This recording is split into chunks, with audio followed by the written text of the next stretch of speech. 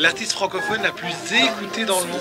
Alibi et Le nouveau phénomène français. elle n'a pas fait la nouvelle. Elle va faire Jimmy Fallon. Son titre record, déjà. Une performance inoubliable aux Jeux Olympiques. Une légende en devenir.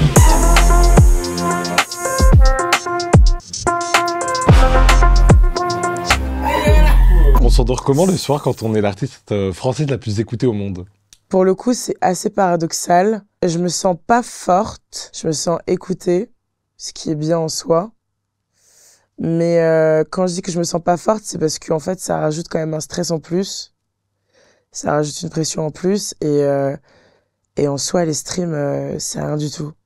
Pour moi, le plus important pour un artiste, c'est vraiment ses œuvres et faire perdurer ses œuvres dans le temps.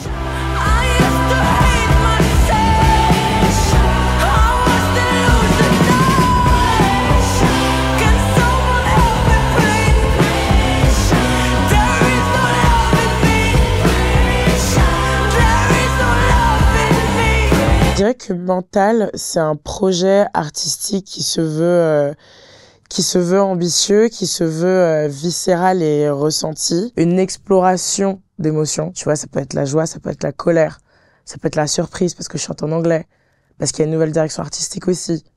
Tu vois, ça peut être la confiance. Parce que pour moi, ce projet Mental, c'est vraiment une renaissance. Donc je reprends confiance, en fait, en moi. Et j'arrive, en tout cas, à retrouver un nouveau souffle et à rallumer encore plus, à raviver en tout cas la passion que j'ai pour ce métier et pour cette industrie que j'ai failli perdre à un moment donné. Mais Dieu merci, ma résilience a fait que j'ai trouvé genre 3 autres poumons pour pouvoir revenir avec un projet aussi badass. C'était hyper important en fait de faire un projet qui est pour le live en fait. Genre que quand t'écoutes ce projet Mental, tu te dis non, putain, faut que j'aille voir la meuf là en concert là parce que là c'est trop là. Tu vois, et c'est genre une vague d'émotions et c'est une vague de sensations qui a besoin d'être vécue aussi sur scène.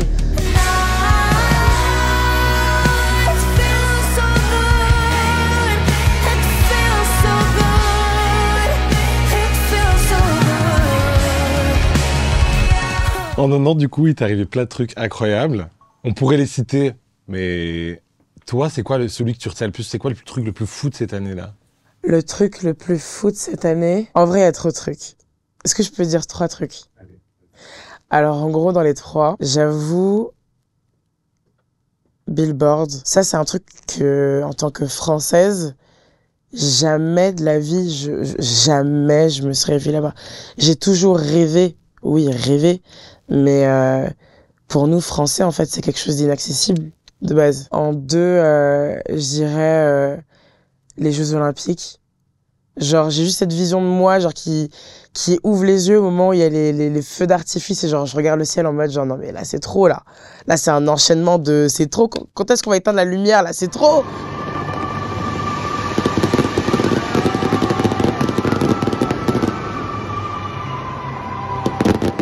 Regardez maintenant. Putain, même moi, j'arrive même pas à y croire. C'est trop. Et en 3e position, je mettrais 2 trucs. Je mettrais bien évidemment genre Alibi avec Sefdaliza et Pablo Vittar.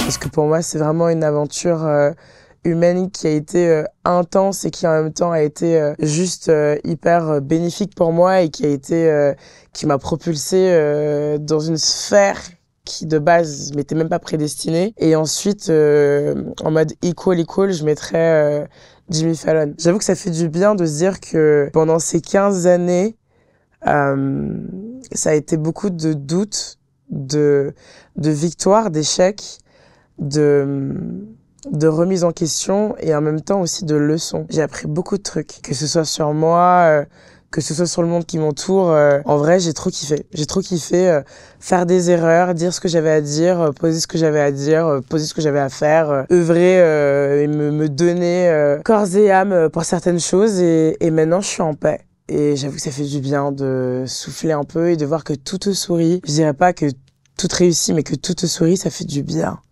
Ça fait du bien de ne plus être dans une course acharnée pour pouvoir survivre de sa passion. Non.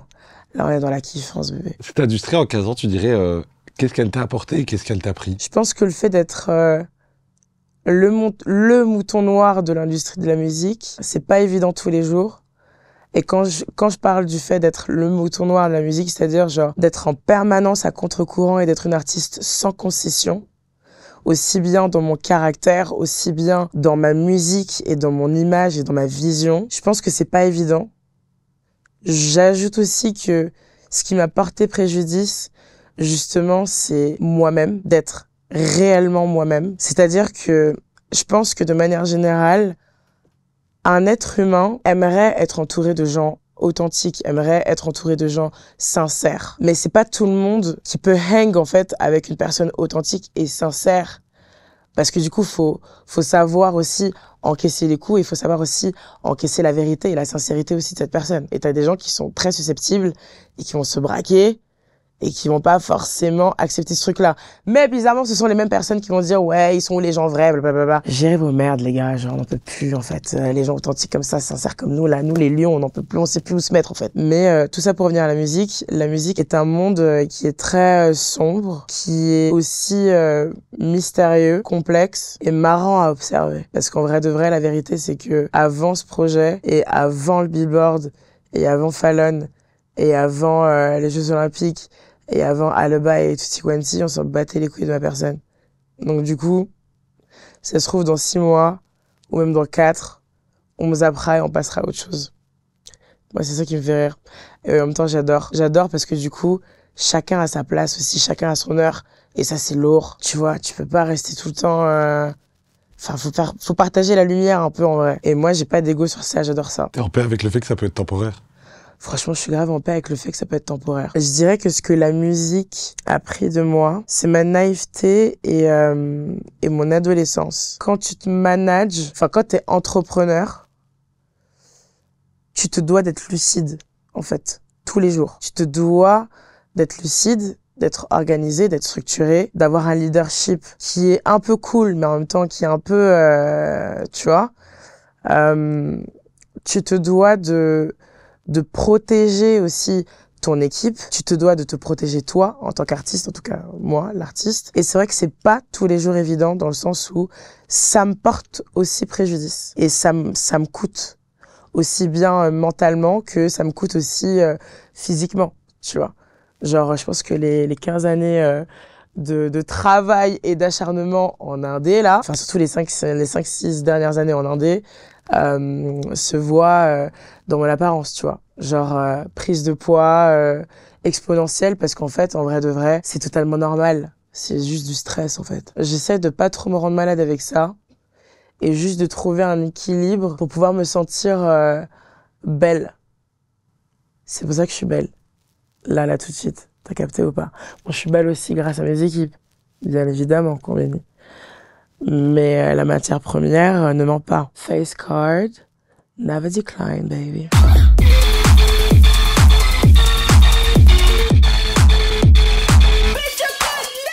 Évoluer en tant qu'artiste indépendante, c'est une malédiction ou un bonheur? Évoluer en tant qu'artiste indépendante, c'est franchement, si je dois vraiment dire, en tout cas ma vérité, en tant qu'artiste, se sentir libre, c'est la plus belle chose qui soit, en fait. C'est la plus belle chose qui existe, en fait. Être un artiste et se sentir emprisonné et se sentir...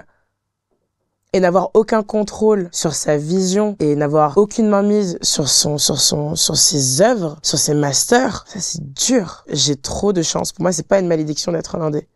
J'ai trop de chance de voyager, de rencontrer des artistes incroyables et de juste vivre de ma passion. Ça, par contre, ça, j'avoue, je pense que ça, c'est juste le petit plus, c'est d'être une artiste indépendante et de vivre de sa passion. Parce que être une artiste indépendante, c'est énormément d'investissement.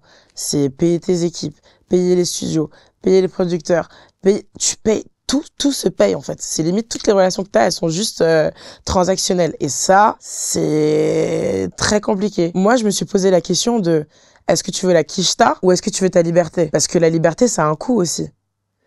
La liberté, c'est un coût physique, c'est un coût mental, c'est un coût financier, c'est un coût aussi en termes de concernant ton entourage. C'est-à-dire que tout ce qui est mariage, enterrement, je sais pas moi, réunion de famille, vie de famille, les affaires de couple, de plan cul, de tout ce que tu veux. L'entrepreneuriat, c'est chaud, hein. C'est très, très chaud. C'est pas pour... J'ai l'impression que là, c'est un peu la mode et tout. Ouais, moi, je suis en indé et tout. Ah! Je suis en mode genre, non, les gars, je crois que vous avez pas compris, en fait. C'est des sacrifices de l'enfer. C'est très, très compliqué à gérer, mais aujourd'hui, j'ai la chance d'avoir une force incroyable qui m'a permis du coup, de trouver une balance et qui fait que je prends jamais rien comme acquis et que j'ai une équipe incroyable qui fait en sorte que vas-y, même durant le jour de ma sortie, ils m'ont aidé. T'avais ma make-up artiste qui était ma chef de projet le temps de 2 heures, tu vois. Genre alors que le projet il devait sortir à minuit, il était 22h54, on était en train de gérer les crédits et les trucs parce que je pouvais pas faire ça toute seule, tu vois, j'étais en train de gérer d'autres trucs. Donc c'est juste incroyable le soutien que j'ai en off depuis là bientôt 1 an là, c'est trop bien d'avoir des gens d'avoir en tout cas une équipe glam. Quand je dis que je suis toute seule, c'est plus en mode genre dans un bateau, t'as le capitaine et le capitaine, il a quand même genre ses équipiers qui sont là. Moi, j'ai juste pas d'équipier en fait. Je suis juste le capitaine du bateau et ensuite j'ai mes gens tu vois qui sont là, qui rentrent dans le bateau en fait, j'ai mes gens qui entretiennent mon bateau. En fait, c'est mes équipes, tu vois, genre c'est pour ça que ma perruque elle est incroyable, mon make-up il est incroyable, le stylisme il est incroyable, tu vois, genre tout ça c'est incroyable, tout ça c'est de l'entretien, c'est de l'image en fait. Mais concernant la partie technique du bateau, c'est-à-dire que si demain le bateau il coule ou si demain le bateau il fonctionne plus en mer, je ne vais pas demander à mon équipe glam de gérer cette particularité-là. Ils ont pas les skills pour ça. Et la personne qui a les skills pour ça, c'est moi. C'est pour ça que je dis que je suis toute seule dans mon bateau parce que c'est clairement le cas. Est-ce que on peut évoluer en tant qu'artiste indépendante sans se faire d'ennemis? Oui. Bien sûr que tu peux évoluer sans te faire des ennemis. Je pense que la solution, c'est justement de faire des concessions. Mais pour moi, un artiste ne fait pas de concessions. Ça reste ma vérité. Je sais que dans les commentaires, on va dire « Ah, comment ça ?» Je m'en cale. J'ai envie de vous dire que c'était ma vérité. Donc un artiste, tu ne fais pas de concessions. Basquiat, quand il prend une toile blanche et qu'il prend ses pinceaux, et qui peint sa vision et qui peint ce qu'il a en tête, il est pas en train de réfléchir à alors attends, si je mets le bleu, si je veux faire un nuage, est-ce que je dois vraiment dessiner un nuage ou je peux juste faire une tache bleue? Fais ta putain de tache bleue en fait. J'ai un peu fait la poète là bébé. Je sais que t'as kiffé. T'as repartagé une interview d'une artiste que j'aime beaucoup qui s'appelle Nemesis. Pourquoi son discours et son histoire a résonné avec toi? Pour la petite histoire, je me baladais sur Instagram et je suis tombée sur sa vidéo et ça m'a touchée de dingue. Et en fait, c'est surtout que ça m'a touchée à une période où justement je vivais la même chose. I cry like every day because every dollar just means so much more because it's my own. Oh, I'm getting so emotional. I think younger me would be proud of this album and just betting on myself. Le projet mental, je trouve que la partie création a été tellement genre intense et intime. Et il y a eu beaucoup de joie aussi, beaucoup de rire. Mais il y a aussi cette partie genre business, marketing, promotion, machin, etc.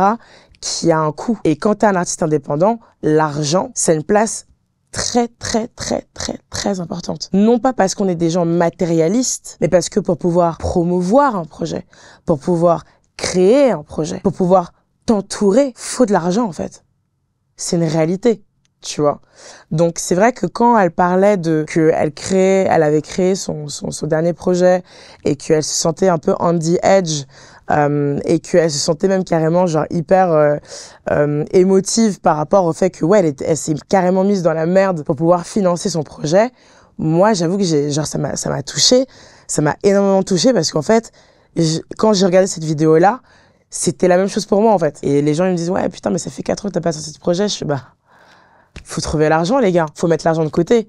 Et ces 4 ans là où j'ai pas sorti de projet, c'est ces 4 ans là où j'ai mis de l'argent de côté. Donc maintenant je peux me permettre de faire un Jimmy Fallon, de payer les répétitions, de payer les musiciens. C'est 4 ans de concerts privés, de choses que t'as même pas envie de faire, de plein de trucs et il faut juste prendre cette responsabilité-là et te dire, ok, tu serres tes fesses et genre, tu mets 1000 balles sur le côté, tu mets 200 balles sur le côté, tu mets 40 000 balles sur le côté, tu mets 50 sur le côté, tu mets 20 sur le côté, tu mets tout sur le côté et 4 ans plus tard, tu te dis, ok, tu fais la somme de tout, tu te dis, ok, donc là, je peux promouvoir ce projet-là pendant genre 6 mois, 1 an, 2 ans. T'arrives un peu à jauger et pendant la sortie aussi de ce projet-là, faut trouver des thunes pour pouvoir faire en sorte que ça roule en permanence, en fait. C'est chaud, hein. Mais en vrai, j'aime bien. J'aime bien le faire parce que aujourd'hui, je veux vraiment genre accentuer et souligner le fait que aujourd'hui, moi aujourd'hui, je me sens bien. Je suis bien. Tu vois, je suis pas quelqu'un à plaindre. Je suis bien parce que j'ai réussi à trouver une balance dans mon écosystème qui fait qu'en sorte que je peux financer exactement tout ce que je veux sans l'aide d'une entité, en fait. Que ce soit pour le tour ou que ce soit pour le côté label. Et ça, c'est juste incroyable. C'est trop fort. Je suis trop contente. Tu vois. C'est un peu le prix de la liberté ou pas? Bien sûr. Bien sûr, c'est le prix de la liberté. Et j'aimerais aussi genre faire un shout-out à toutes les personnes qui ouvrent des entreprises, vraiment dans tous les secteurs, on s'en fout, tu vois. Mais genre, vraiment, gros big up à toutes ces personnes-là, parce que vraiment, au-delà du fait que le chemin, il est long et sinueux, l'entrepreneuriat, c'est un délire. C'est pour ça que je parle de passion, en fait, parce qu'il faut vraiment, vraiment être passionné.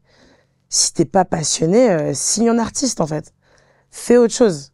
Mets-toi en CDI, mets-toi en CDT. Non, mais c'est vrai. C'est énorme. Je savais pas. Franchement, je te jure que quand j'ai commencé ça, je savais pas que ça allait me coûter ma santé mentale. Je savais pas que ça allait me coûter une prise de poids incroyable. En plus, moi, j'ai du SOPK, j'ai du PCOS, donc j'ai des gros problèmes d'hormones. Ce qui fait que du coup, dans une semaine, ça se trouve, tu vas me voir perdre 5 kilos et le mois d'après, tu vas me voir prendre genre 25 kilos, tu vois. Mais ce qui n'arrange pas du tout les choses, parce que t'as quand même des coups de stress et de stress, tu vois. Mais je savais pas que c'était comme ça au début quand j'ai ouvert ma première boîte. Parce que là, aujourd'hui, j'en ai 3. Mais je savais pas que c'était ça, en fait. Je savais pas que c'était tout aussi lourd, en fait. Mais je suis très fière de moi, quand même. Je suis très fière et je suis très reconnaissante envers toutes les personnes que j'ai pu croiser et qui m'ont aidée. Et très, très reconnaissante envers toutes les personnes qui n'ont pas cru en moi. Je vous adore. Vous êtes incroyables. Parce qu'aujourd'hui, ce sont les mêmes personnes qui sont là à dire « Ah putain, c'est ouf, on savait, vous savez rien du tout. » Vous avez jamais su, vous avez jamais supporté. Et là maintenant, tout le monde sait maintenant, bizarrement. Donc, merci infiniment à vous et je vous adore de ouf. Continuez, vous êtes juste incroyables. Bande de cons. Pour parler musique maintenant, t'as un ou une artiste actuellement sur la scène musicale actuelle qui t'inspire particulièrement et pourquoi? Shai. J'adore Shai. J'aime trop. Même le mec au son chez Kobe, il est en mode genre... Non, Shai. C'est trop. Rap français, les cadavres font s'entasser. T'auras jamais le monde sans tasser. La chercher, mais personne peut m'en remplacer. Mettez du respect sur son nom, s'il vous plaît. Vous avez trop cru que c'est votre petite, en fait. Shai, c'est une jolie garce. Elle a pas votre temps. Là, ce qu'elle est en train de faire, là, c'est très fort. Les bails de concerts, machin, etc. Hein, genre des vrais concerts. Scénos, stripteaseuses. Tout ça. Mago. C'est trop. Son esthétique, sa personnalité, j'aime trop son caractère et tout. Elle en a rien à péter. Genre, c'est soit tu suis, soit tu te casses. Et le fait qu'elle s'assume en tant que femme, en tant que boss comme ça, là, non, attendez, Shai, c'est trop. Shai, c'est trop et elle est trop belle. Elle a un corps, t'as peur. Moi, elle me fait douter, hein, sur ma sexualité. Bélec, moi, j'ai peur, hein. J'ai peur, Shai, j'ai peur. Si un jour je te vois comme ça en face-to-face, là. Ouais, j'ai peur de changer de bord comme ça. Pas belle. Après, je dirais peut-être en 2, Aya Nakamura. Parce que pour moi, Aya, en vrai de vrai, ce qu'elle a fait, c'est très très fort. Et c'est très respectable. Et Et elle s'en est pris genre plein la gueule, ce qui a été mon cas aussi et ce qui est toujours mon cas aussi. Et en vrai de vrai, pour moi, Aya, c'est vraiment genre un parcours incroyable et c'est hit sur hit. Il n'y a pas un son, c'est pas un hit en fait. C'est hit, c'est genre Bastos sur Bastos. C'est comme quand t'écoutes du Rihanna ou quand t'écoutes du Beyoncé. C'est genre, t'écoutes l'album, tout l'album, c'est que des Bastos, que des hits. Il n'y a pas un son que tu connais pas. Ça va même à l'international, tu vois, c'est vraiment, genre, si Rihanna écoute du Aya, je suis désolée. À un moment donné, il faut respecter. Et moi, je pense que faut mettre du respect un peu sur les artistes francophones. Faut pas nous mettre en concurrence. Ça sert à rien. On est comme ça, on est locked in. C'est pour ça que j'ai kiffé quand Shai, elle a donné de la force sur mon projet, alors que je lui ai rien demandé. Le soir même, à minuit, la meuf, elle a fait un screenshot de mon projet mental. Elle l'a mis sur son Instagram. Ça, c'est fort. J'ai fait mon Jimmy Fallon. Elle m'a envoyé un texto. Meuf, félicitations. J'ai fait les Jeux Olympiques. Meuf, bravo. Et je pense qu'il faut que ça reste comme ça. Je sais qu'il y a le Juice aussi qui me donne beaucoup de force. Et je lui donne aussi beaucoup de force. Parce que pour moi, c'est l'une des plus grandes rappeuses de France. Maintenant je peux m'acheter ça, je suis dans un mug qui pas à la chicha. T'as travaillé, mange, je sors les mappés, ça. Donnons-nous de l'amour et collaborons ensemble aussi. Ce serait pas mal. Venons, on collabore. Je pense que là, il est temps de collaborer. Shai, Aya, le Juice. Mettez du respect sur les artistes francophones, s'il vous plaît. C'est important, on a besoin de vous. Et venez me voir en concert et télécharger Mental. Et limite, au-delà même du téléchargement, achetez le projet. Parce que c'est un projet qui est 100% indé. Et j'aimerais bien faire un autre projet, donc j'ai besoin de vos sous pour pouvoir faire. J'ai besoin de vos sous pour pouvoir faire un autre projet. Bisous combinés. Et je me retourne.